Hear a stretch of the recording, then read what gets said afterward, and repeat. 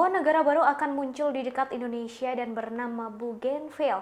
Negara ini memiliki panorama keindahan alam yang luar biasa layaknya Pulau Bali. Meski begitu, masih harus berhati-hati bila berkunjung ke negara tersebut.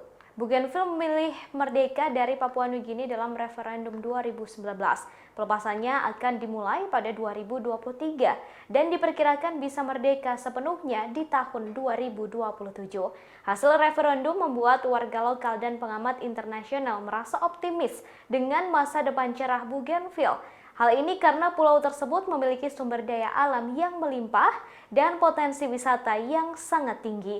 Dikutip dari Kompas.com, Rabu 22 Desember 2021, negara ini memiliki banyak hutan yang belum tersentuh, sungai, gunung berapi, dan 685 km garis pantai yang masih alami. Bahkan Bougainville disebut bisa menjadi alternatif wisata pemandangan selain Bali dan Fiji.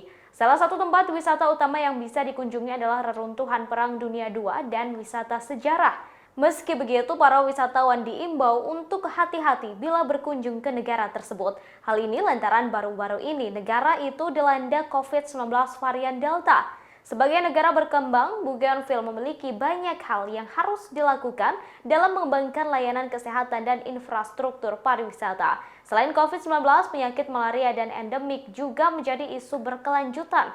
Pakar Papua Nugini di Australian National University mengatakan wisata di lokasi ini masih belum layak.